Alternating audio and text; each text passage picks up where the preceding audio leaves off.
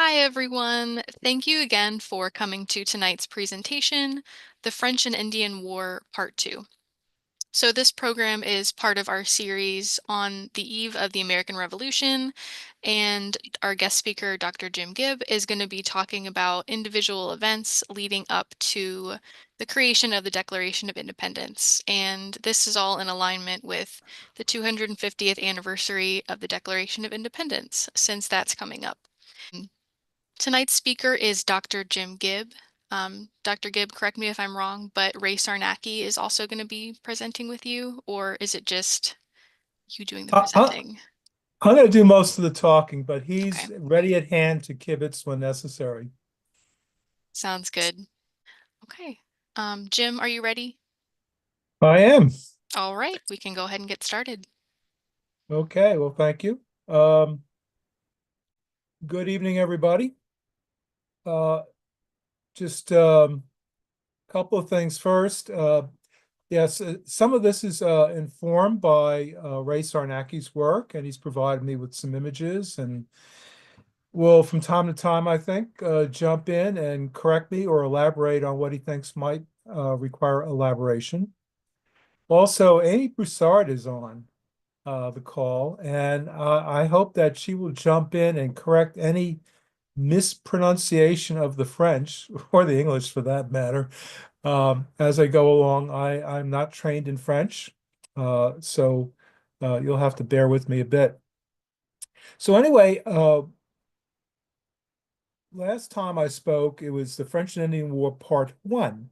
And the reason I'm spreading it over two lectures is because there was so much material, and there's still way too much material for me to deal with in one talk. So I've split it up in two.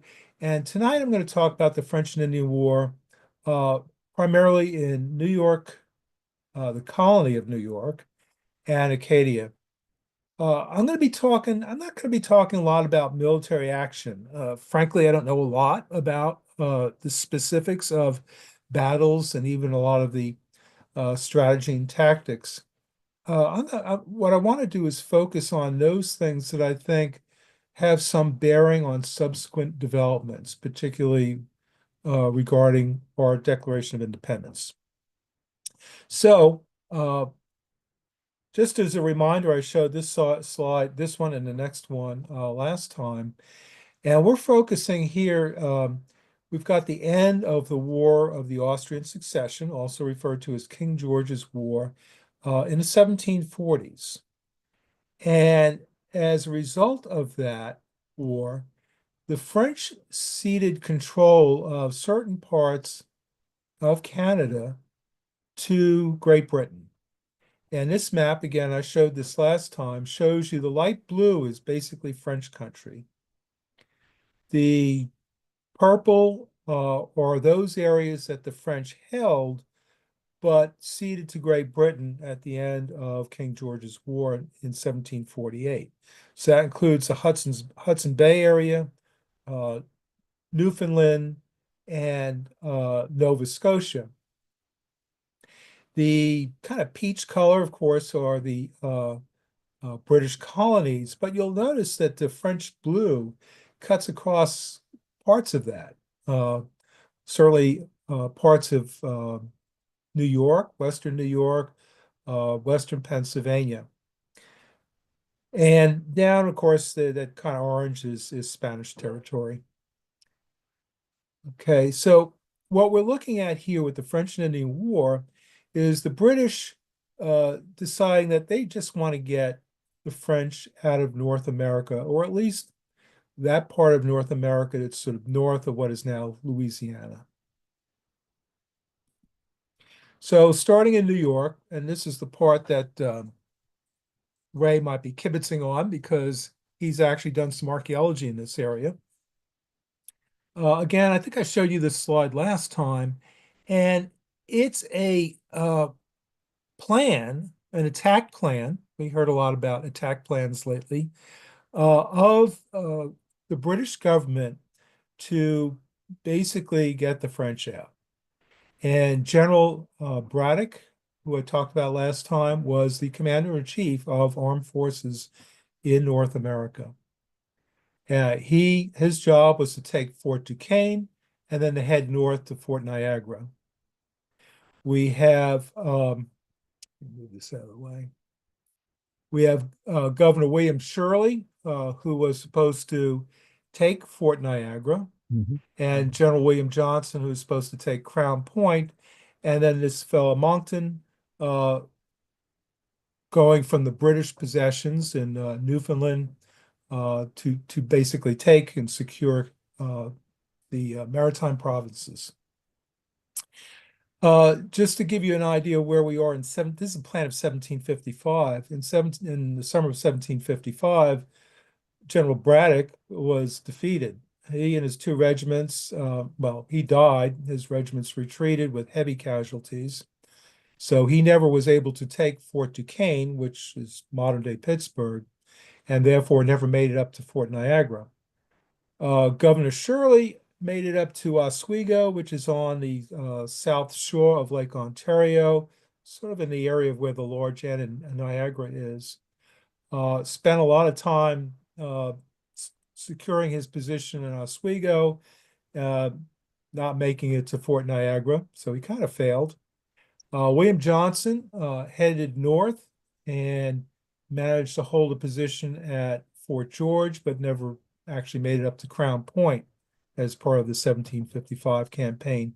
Hey, The only Jim. really, yeah, Oh, sorry to interrupt.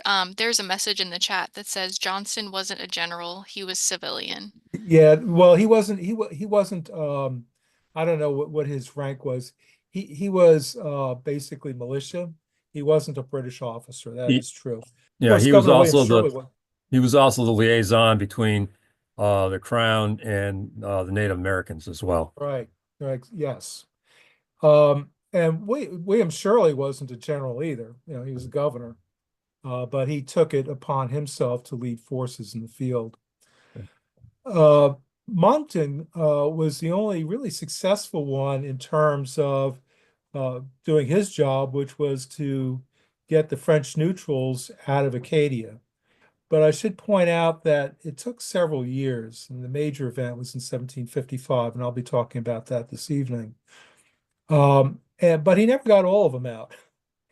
So even his work, although he secured that position for Great Britain, he was not successful in getting all the French neutrals out of that area.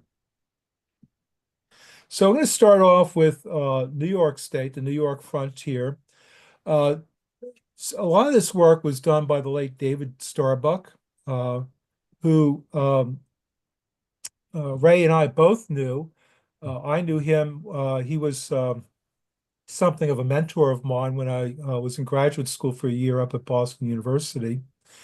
And Ray worked with him, I don't know, it must be several summers on Yeah, these. 3 summers in a row.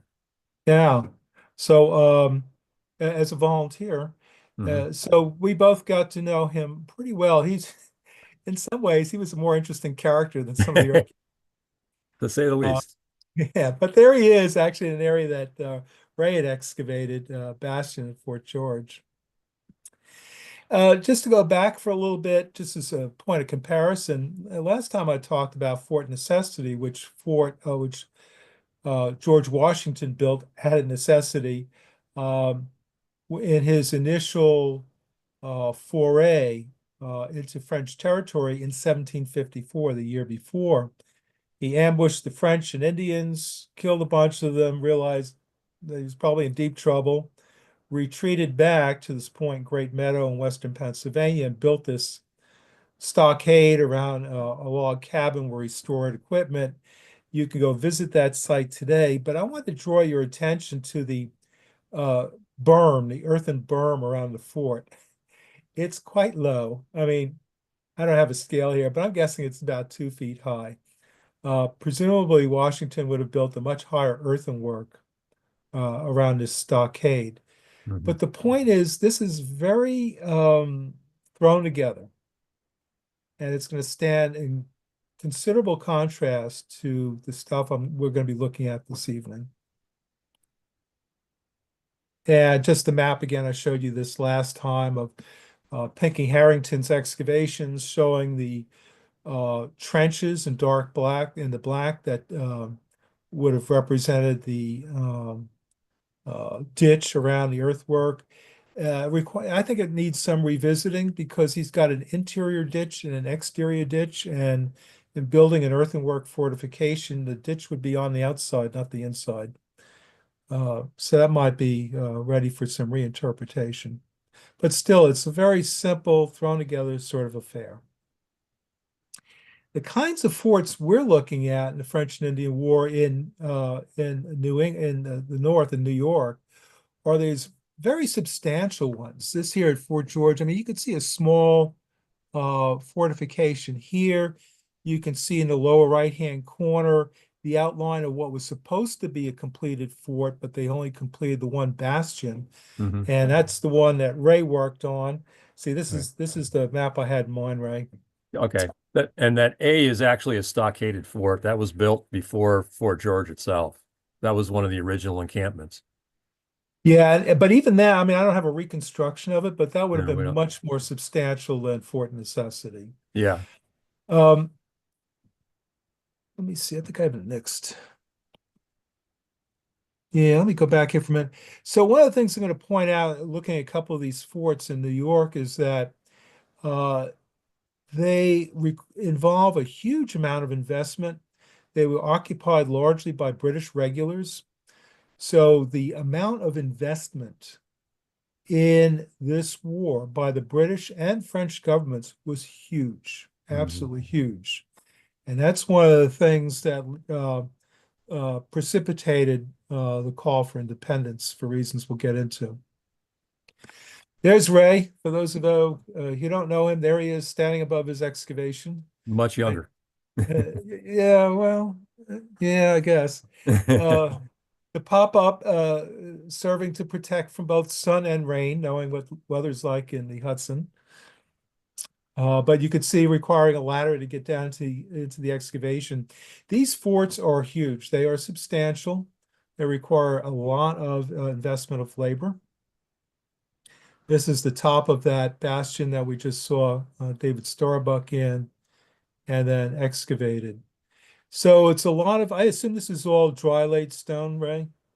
There's No, no, there was mortar. there's mortar? Yeah, we Wow. found a lot of mortar in there, and it was actually also the top of it was covered in mortar as well. It was sort of a domed cover. It was hard to Yeah. tell that, but we did find sections of the mortar that would have been shaped like the shape of a dome over that area.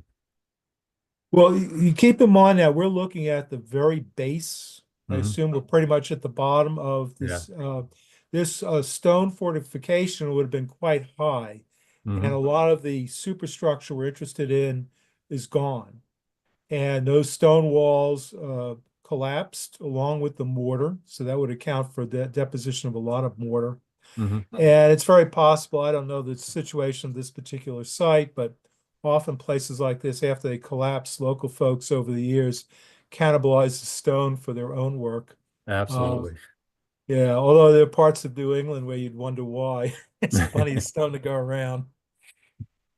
Uh, Maybe Ray, you could tell us about this image because I didn't uh, collect any information on it. Yeah, this basically is an outline of what the encampment at Lake George might have looked like before Fort William Henry was built, which is off to the west on the right-hand side of that shot. It's an artist representation, and you can see that basically it was cleared. That would have been wooded land, probably pine at that time. Um, to the left over there, where that circular area was a garden. So they were trying to be somewhat self-sustaining as they were going there.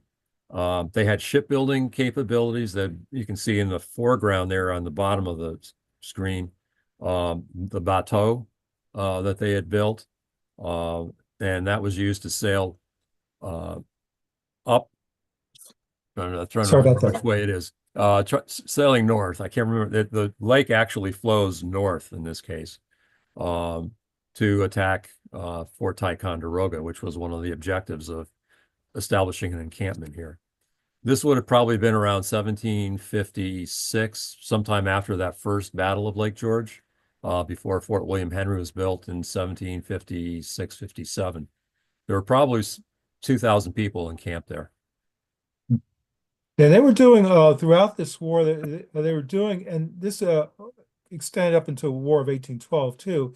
Is that there's a lot of boat building, if you will, on the Great Lakes for this kind of interior navy. You could see this large vessel in the lower right-hand corner. That's essentially a barge. That was almost certainly made on site, and I Yep. suspect this little sloopy thing here was as well. Yeah. I found the circular garden really fascinating. It does show up on maps, Yeah. and it's like a study in some sort of attempt at efficiency. I'm not sure what's going on there, but it's a strange thing to find on a military installation of that period, I think. Anyway, Ray shared me this picture of some of the excavations out on the battlefield. You can see the water in the background. But this is just classic portions of upstate New York and New England. A little bit of dirt, lots and And a lots lot of of rock. rock. The beauty of it is, you know, when you've dug deep enough, because you cannot go any further. But I spent a lot of time working in central New York where this was a common sight. And I must say, I had flashbacks when he showed me the picture. Those little crevices hold a lot of secrets sometimes too. But you got Yeah. So here's another view. This is a portion of this larger map of Fort George, and you can see up here in the upper right-hand corner is that one bastion that was built. Uh, Again, the rest of the fort was not completed.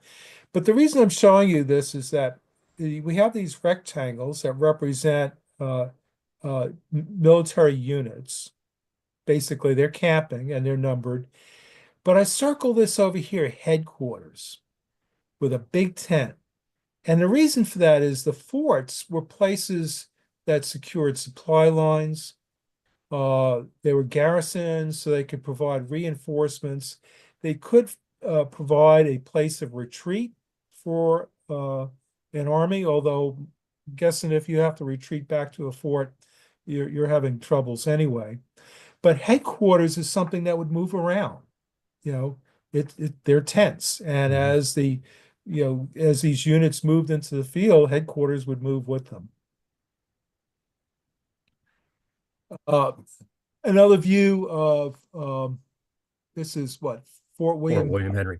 Henry, and you could see. Well, I got it over on the right-hand side of blow up again. This classic bastion fort, and the idea of these bastions was they project out from the walls so that uh, the garrison could shoot down the length of the wall. So if the enemy got close enough to the wall, they couldn't find cover there, they would be subject to crossfire from those bastions. Mm.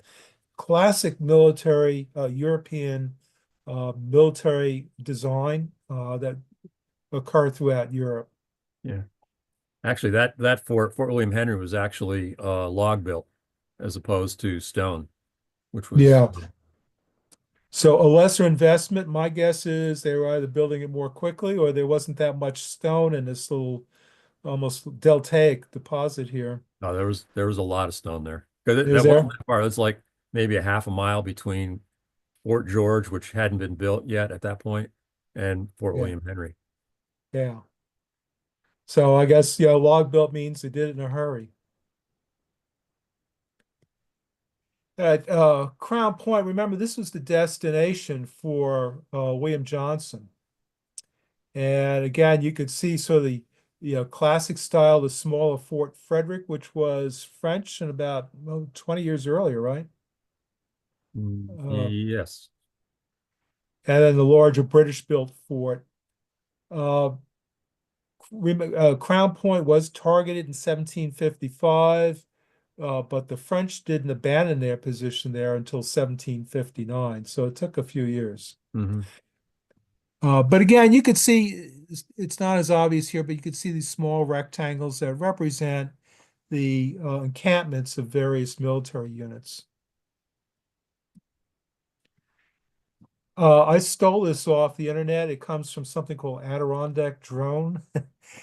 But it's such a beautiful picture Yeah. of the fortifications and the ruins that are left. You see basically the large fort, but you've got stone barracks in there as well, these surviving as ruins, but you can also see uh, where there are additional foundations for additional barracks.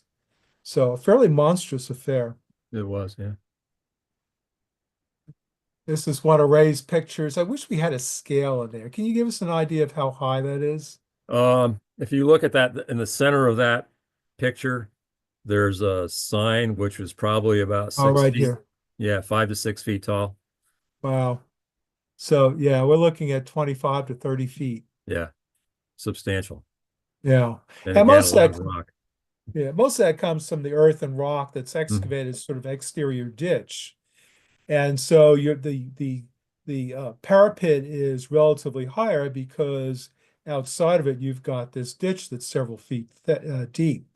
And so attacking troops basically find themselves in that ditch and having to scale that parapet. Yeah, So significant undertaking. And just one of the views of the barracks. I mean, clearly they were expecting folks to live here for a while. These are yeah, substantial masonry structures with massive fireplaces and chimneys. As I was mentioned to Ray a couple of weeks ago, I visited Fort Ticonderoga, which was the new name for Fort Carillon, which was originally a French fort, when I was a very small child, and I'm sure my dad took moving pictures of it. And I have all of our reels of film. I need to go through them and see if they're actually photographs of my family, moving pictures of my family at Fort Ticonderoga back in probably the very early 1960s. But here again, you could see a classic fortification with outworks. Um, I think perhaps a more orderly arrangement of barracks and whatnot for the units that are there. This map dates to 1771, so it's considerably later than the French and Indian War. The drawing is, the map is, but it was still there during the American Revolution. it was. And across Lake Champlain from Fort Ticonderoga is Mount Independence, where I did a little bit of archaeology when I was an undergraduate. Okay, anyway, so the point of all that was just to give you a sense of the scale of the combat of the investment France and Great Britain made in New York for this war. And it's one of the reasons why the British were so intent on taxing Americans in the 1760s after the war ended. They wanted to, they're broke and they wanted to raise some money and they thought they'd raise it from us. The second part of this is the grand dérangement. I don't know. My French is terrible. What can you help us out here, Amy? Le grand arrangement. The grand dérangement. Okay. Sorry. Thank you. You can call it the Great Upheaval. This is an effort, and it's not really by the British government. It was really New Englanders who not really part of the government, British government, but the New Englanders long wanted the French out of this area. And so not only were they the instigators for this, but they were the ones who actually did the dirty work. Those were New England troops who pushed the French neutrals out of this area. So to give you a little bit of background, um, the Acadians had occupied this area uh, from the late 17th century, actually earlier in the 17th century. And when it changed hands once early in the 18th century, and again, essentially finally at the end of King George's War, and the British government insisted that the French neutrals there, well, the French, would acknowledge themselves as British subjects. And part of that was owing their allegiance to the British monarch. And that meant, if necessary, taking up arms against the enemies of the British monarch, who in this part of the world typically were the French. And they weren't willing to do that. They weren't willing to fight the French. They weren't willing to fight fellow Roman Catholics. And for years, they successfully, one might say, outwitted the British authorities in getting concessions and basically saying, okay, we're with you, but we're not gonna take arms against the French.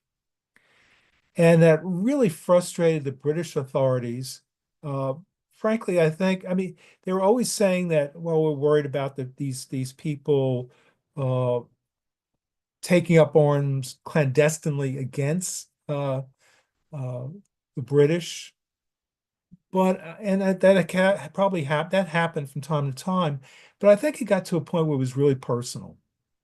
And the government officials from New England were constantly trying to get the French to accept these terms, to take the oath of fealty to the king. And they really got to the point where they just wanted to get them out of Acadia. Now, we hear a lot about this sort of thing today with attempts to push, say, Palestinians out of portions of what is now Israel. It happens in various parts of the world where people are forced out of their homeland.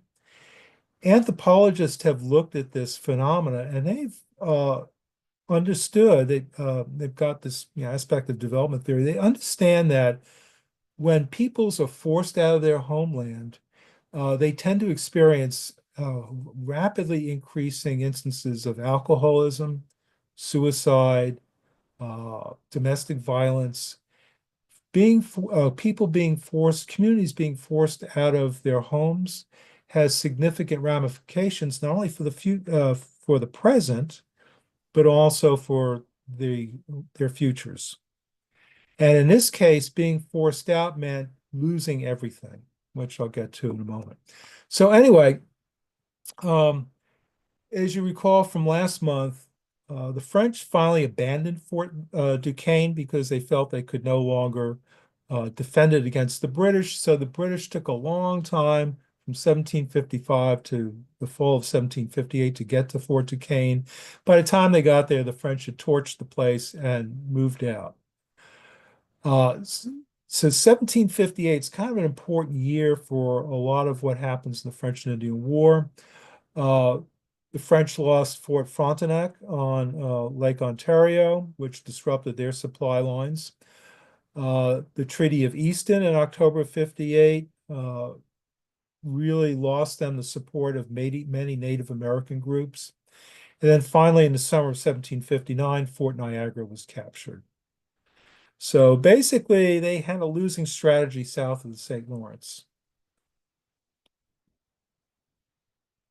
And as I mentioned earlier, we've got this four-pronged attack that didn't happen, it didn't go as planned, but eventually was realized in 1758, 1759. The area of this great upheaval is the Prince Edward, what's now called Prince Edward Island, Cape Breton Island, Nova Scotia. You'll notice Annapolis at the bottom left-hand, the map on the left-hand side, the town of Annapolis, British name once they took over.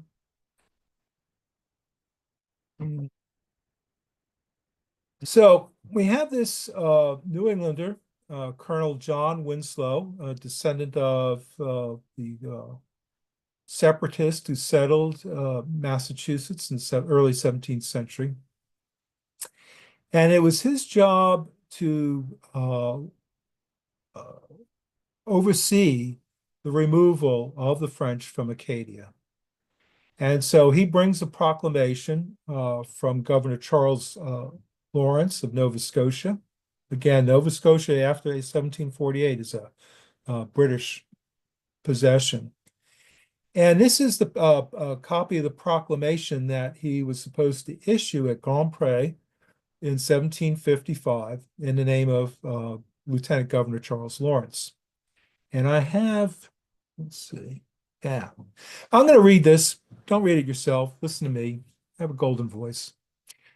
Gentlemen, I have received from His Excellency Governor Lawrence the King's commission which I have in my hand, and by whose orders you are conveyed together to manifest to you His Majesty's final resolution to the French inhabitants of this his province of Nova Scotia, who for almost half a century have had more indulgence granted them than any of his subjects in any part of his dominions.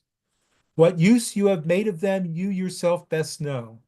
The part of duty I am now upon is what, though necessary, is very disagreeable to my natural make and temper, as I know it must be grievous to you who are of the same species. But it is not my business to animadvert, but to obey such orders as I receive, and therefore, without hesitation, shall deliver you His Majesty's orders and instructions. A little bit of analysis here. He has his command, the final resolution. When did we last hear that term? This is a common phrase used in genocide. And it's to the French inhabitants, not to the British who are there. There are British inhabitants in the area, who for almost half a century have had the indulgence. Basically, they're allowed to live there, even though they refused to take the full oath of fealty to the king. And now what use you have made of them, you yourself best know. So he's going to do something that's disagreeable to his natural make. In other words, he's going to follow orders, even though my guess is he must regard this as inhumane. And then here's the specifics. That your land and tenements, cattle of all kinds, and livestock of all sorts are forfeited to the crown, with all other your effects, savings, your money, and household goods, and you yourselves to be removed from this province.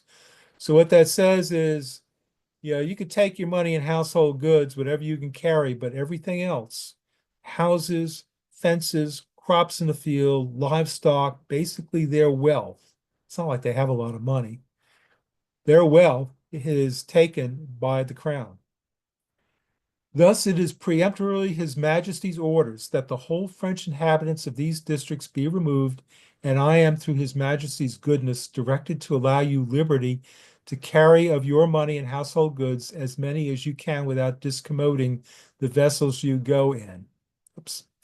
I shall do everything in my power that all those goods be secured to you and that you are not molested in carrying of them off. And also that whole family shall go in the same vessel and make this remove, which I am sensible must give you a great deal of trouble, as easy as His Majesty's service will admit, and hope that whatever part of the world you may fall, you may be faithful subjects, a reasonable and happy people. Here's your hope. Here's your hat. What's your rush? What goods they can carry with them. They're crowded onto a small number of ships, most of which were not ready to handle them. If they can carry their money, but it's not like they had a lot of money to carry with them. Throughout the colonial period, cash was pretty much in short supply. So they were allowed to carry household goods, but only what they can carry and only what they could fit on board. And then he's saying, well, I'll do my best to protect your possessions that you take with you.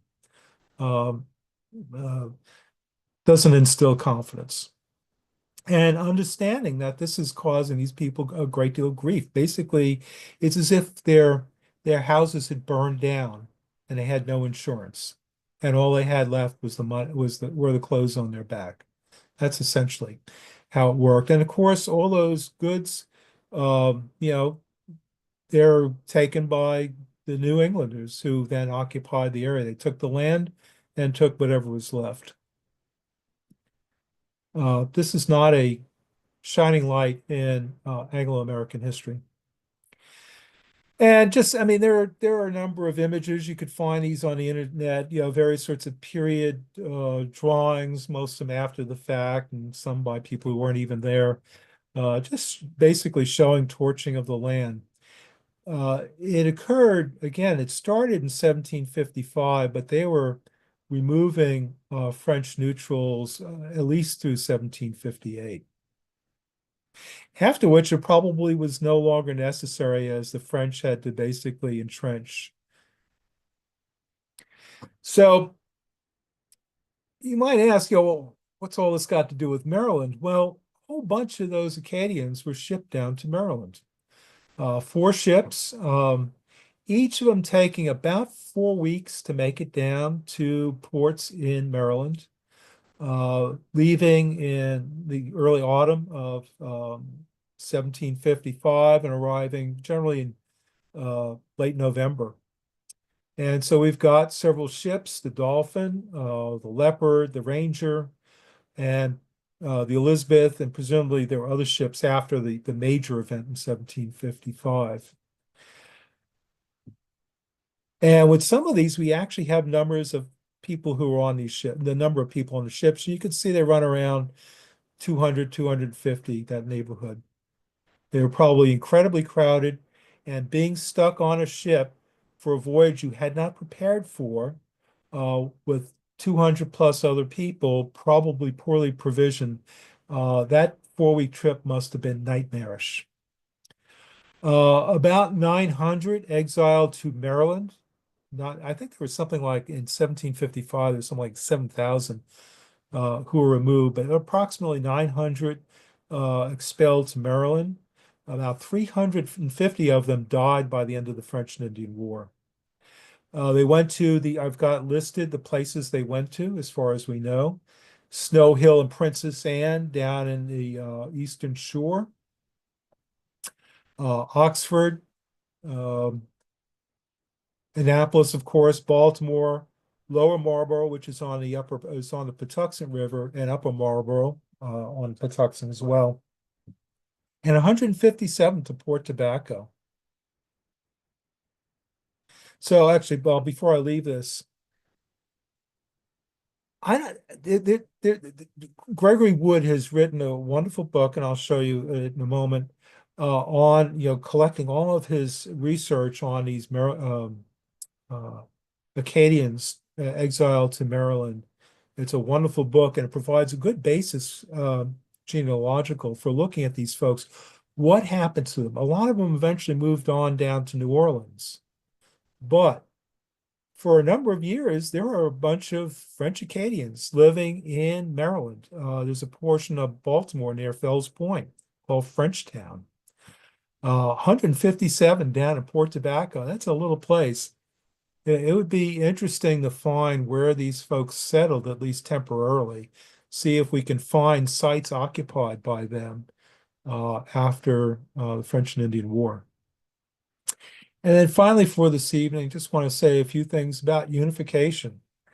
Before all this happened, in 1754, about the time that George Washington was running away from the French and Indians, there was a meeting up in Albany, New York, that was attended by Benjamin Franklin. And his argument to the assembly there was that, look, our colonies must unite or we are going to die. We need to unite to protect ourselves. And he's not talking about independence from Great Britain. He's talking about protection against the French and protection and alliances with Native American groups. And so he offered this plan at the Albany Congress, and as far as I could tell, he spent much of the time of the Congress debating Benjamin Franklin's plan for unifying the colonies. First of all, none of the colonies south of Maryland sent representatives. So this is really just the northern colonies. The southern colonies didn't really have a dog in the game as far as the French and Indian War goes, with the exception of maybe Virginia. This is more of a northern theater was really the problem. And it was attended by representatives of 5 nations, people we frequently refer to as the Iroquois. And a lot of discussions were about relations with those Native American nations and a common defense against France. Franklin proposed the Albany Plan of Union, and what it included was basically a centralized government. It proposed divided sovereignty, where each colony would continue to manage itself, but they would also have this superstructure government governed by a president general and a council made up of the representatives of each of the colonies. Does any of this sound familiar? So, and this is basically the plan of proposed union of various colonies for extending British settlements in North America. That humble application be made for an act of parliament of Great Britain, by virtue of which one general government may be formed in America, including all the said colonies, within and under which government each colony may retain its present constitution, except in the particulars where a change may be directed by the said act, as hereafter follows. So basically saying, let's form this unified, this confederation, if you will, still under British government, and the British government would have to sign off on it, as would each of the colonies. And representation within the Congress of this central government, if you will, was based on how much they paid in taxes each year. And I'm not clear how they figured that out, because I'm unclear as to what they meant by taxes, export duties, or whatever. But this is the representation, and it actually, to a certain extent, represents population. The more populous states having more representatives. Presumably, they paid more in taxes. Congress to be held in Philadelphia. The Board of Trade back in London, which governed the colonies, rejected it, never made it to King George. And this case would be King George II, not the third. And the various colonies refused the plan as well. They were jealous of their own authority. But here in that Albany Plan of Union, you can see the beginnings of the United States of America taking form. And I have one more. There we go. Benjamin Franklin in 1789, this time of the Constitution, after the United States is founded and we're adopting a new Constitution. He says, in 1789, on reflection, it now seems probable that if the foregoing Albany Plan or something like it had been adopted and carried into execution, the subsequent separation of the colonies from the mother country might not so soon have happened, nor the mischiefs suffered on both sides have occurred, perhaps during another century.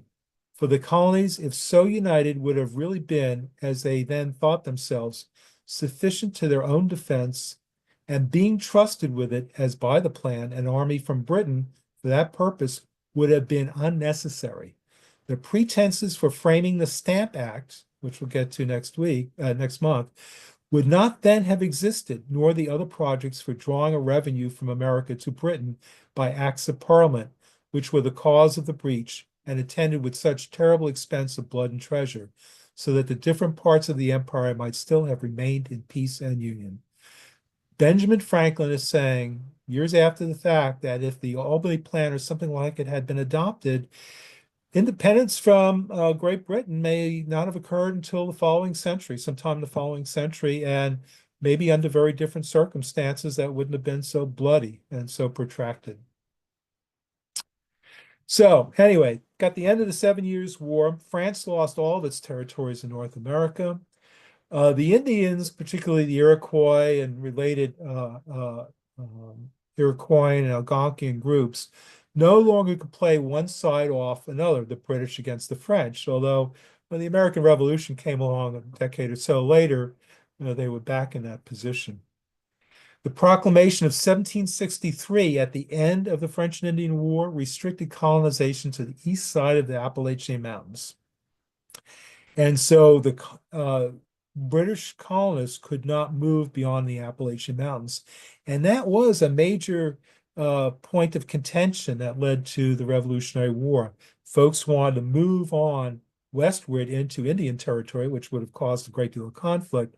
but they were looking for new lands. And then finally, rankled by taxes to pay for the war, colonials used the skills and relationships developed during the French and Indian War to recognize and work together on common interest.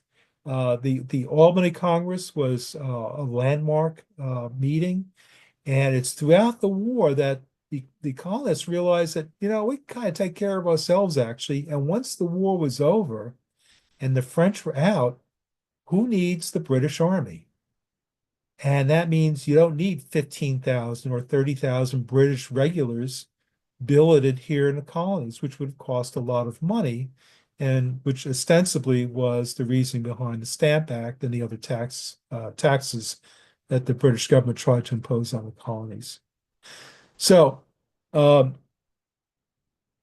if you're interested in pursuing these things, again, Gregory Wood's book should be available.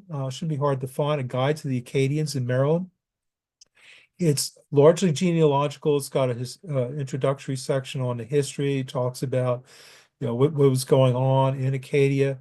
It's a nice resource, particularly for anybody interested doing more in-depth research into the Acadians in Maryland. And again, by this, I'm thinking archaeology, finding some of the sites where they might have lived. We might find an interesting French signature in an otherwise British colony. Another book, A Great and Noble Scheme, is a very extensive, very detailed history of the Great Upheaval. If you're really interested in this, it's a wonderful book to work with. This is not an area of specialty for me, so I can't really approach it critically. I don't know what other historians have said, but I think it's a great start, and it's a good read. It's well written. It's just rather lengthy.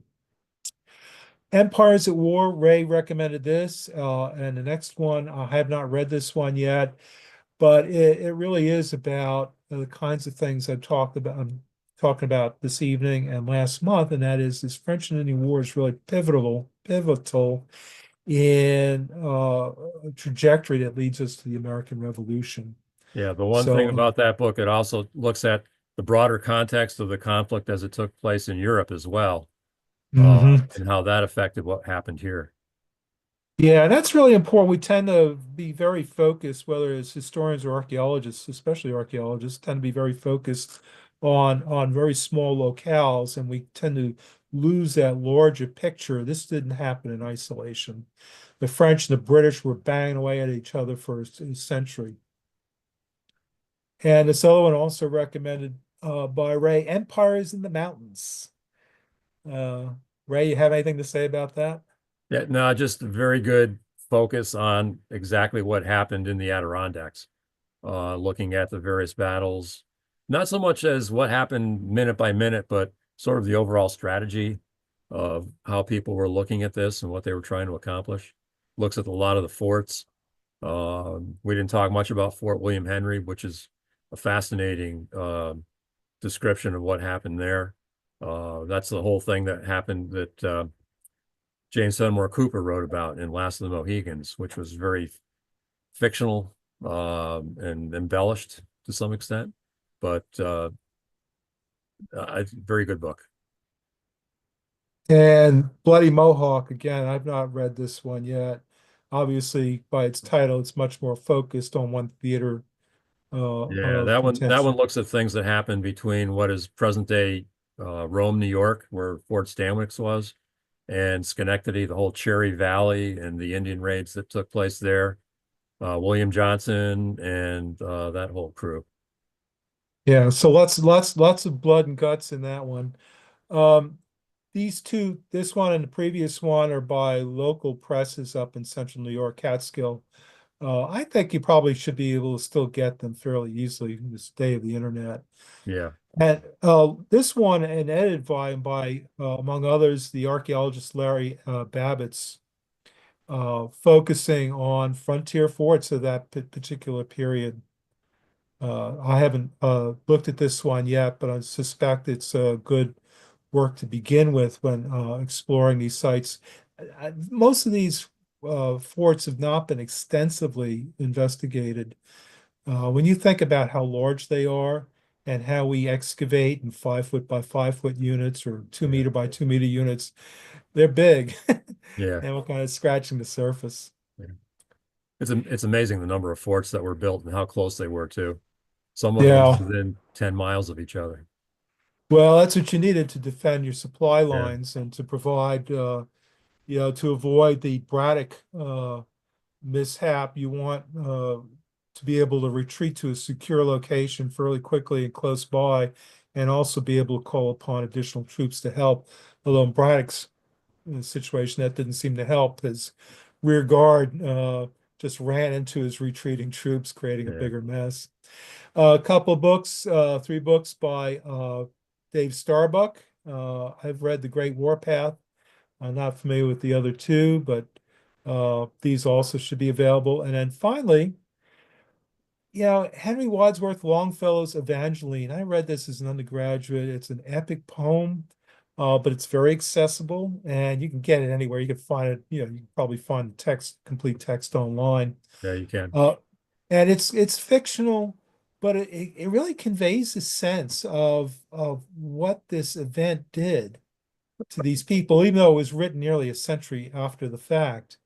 But the lives it broke up because they're supposed to transport families together on ships. Well, that very often didn't happen. And Evangeline is is a fictional way of talking about what happens when they're not shipped together. And then, of course, Cooper's books, Last of the Mohegans, Deerslayer, again, these are written, 75, 100 years after the fact. They give you a sense of the wilderness of New York, but they are entirely fictional. But Cooper was certainly a lot closer to these events than any of us are. Oh, so anyway, I think that's it. Yeah. So I will stop sharing and see if there are any questions. Considering you don't know a whole lot about this, or you say you don't know a lot about this, you put together one heck of a good presentation. Thank you. I will say it's a lot to research. It's a huge amount going on in really a very short number of years. Yeah. But the problem is that all this, has a history itself. And so, especially with Acadia, it's hard to really understand that without starting back well in the 17th century. And again, the one book I mentioned, Great and Noble, whatever, really starts back then and really provides all that context. But I don't know. I don't understand how any single historian can really, even just dealing with Acadia, could deal with it by him or herself. It's just too big a story. And a lot of it's kind of grim.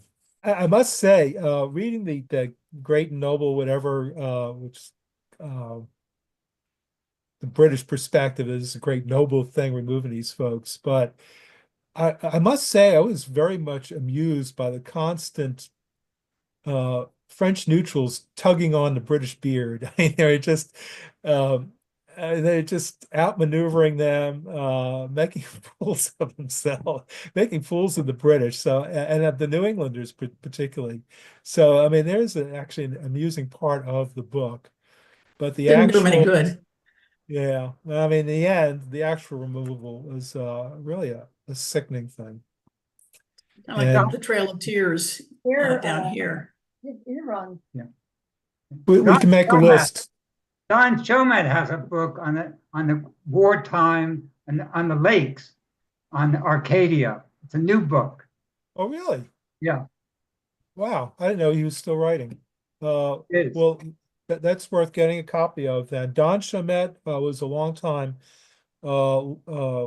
employee of the Library of Congress, did a huge amount of historical research and has written a number of really good books. He's also an incredible lecturer, but on different aspects of mostly the Chesapeake area, War of 1812, piracy, the Oyster Wars, and the lost towns of the Chesapeake. So yeah, that's we need to get a reference on that. That sounds good.